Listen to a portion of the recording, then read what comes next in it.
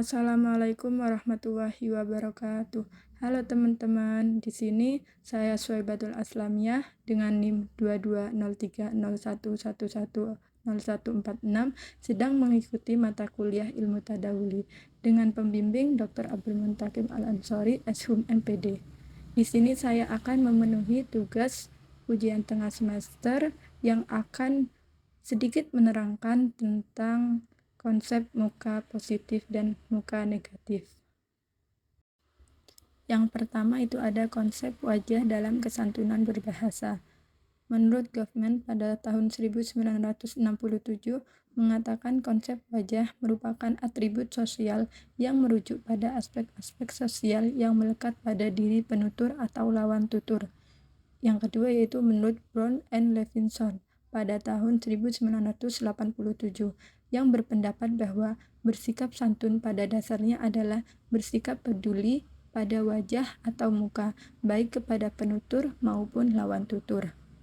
Wajah dalam pandangan tersebut bukan merujuk pada rupa fisik atau raut muka, melainkan merujuk pada public image atau harga diri dalam pandangan masyarakat yang menyebutkan bahwa konsep wajah merupakan atribut wajah pribadi yang dimiliki oleh setiap insan dan bersifat universal. Melihat wajah memiliki nilai-nilai pada wajah pribadi. Yang pertama itu ada wajah positif. Wajah positif merujuk pada keinginan seseorang untuk diakui, disukai, dan dihargai oleh orang lain. Ini berkaitan dengan kebutuhan manusia untuk diterima dalam kelompok sosial dan memiliki hubungan yang harmonis.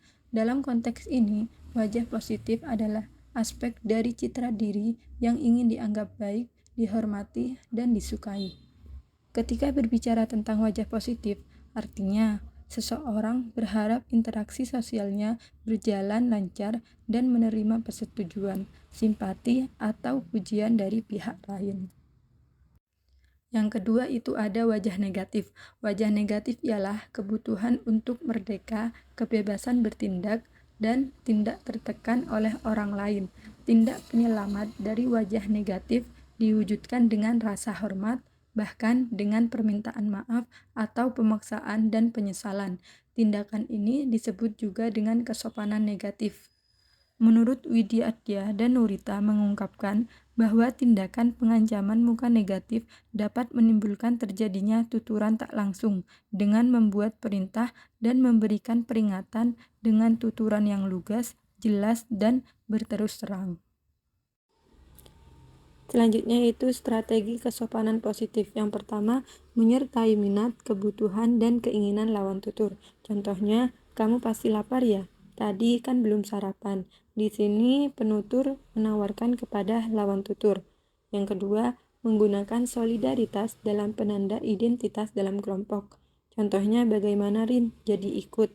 Di sini itu contohnya itu Rina dan Abel dalam kelompok yang sama.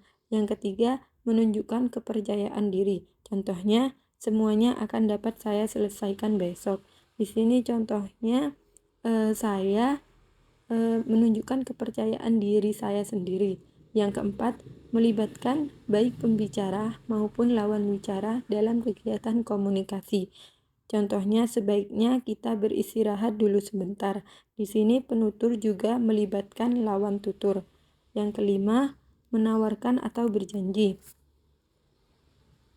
Contohnya, aku pasti membayar hutangku besok, jangan khawatir. Di sini penutur berjanji kepada lawan tutur.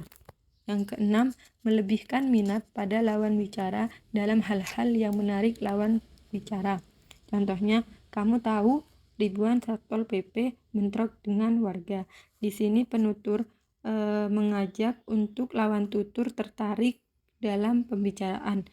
Yang ketujuh yaitu menghindari perselisihan. Contohnya, si A bertanya, penutur bertanya bagaimana masakanku, enak bukan? Lalu lawan tutur menjawab, oh ya enak sekali. Di sini lawan tutur berbohong untuk hal kebaikan. Yang terakhir, bercanda.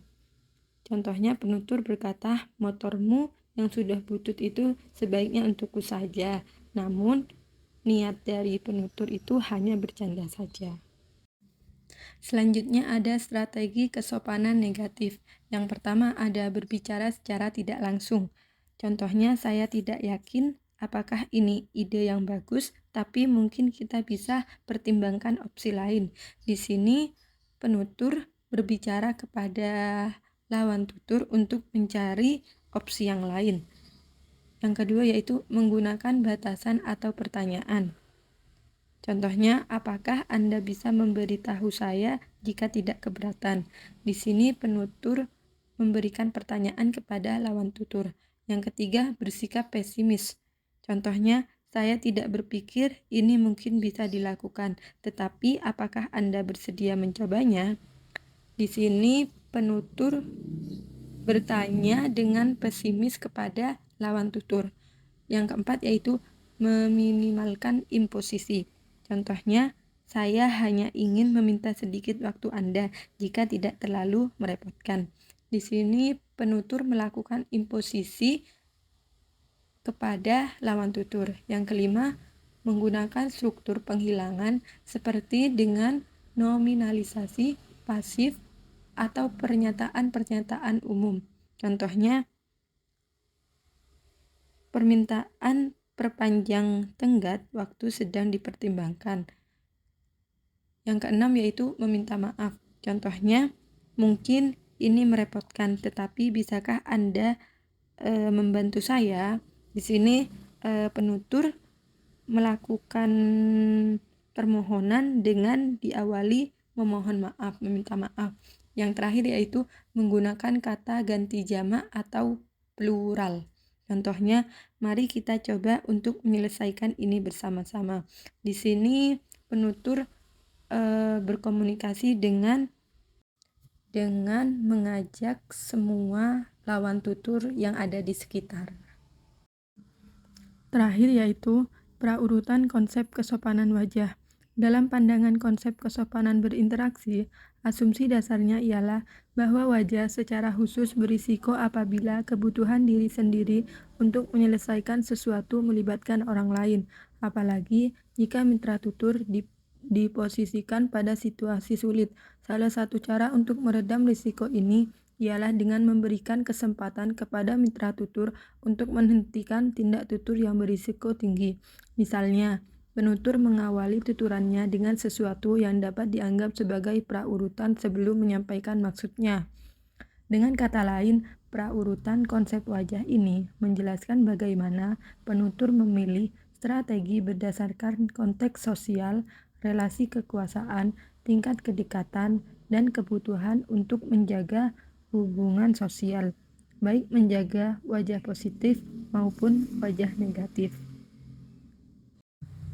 Ini beberapa referensi yang saya ambil.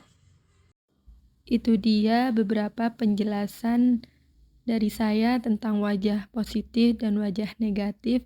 Terima kasih sudah mendengarkan. Kurang lebihnya mohon maaf. Wassalamualaikum warahmatullahi wabarakatuh.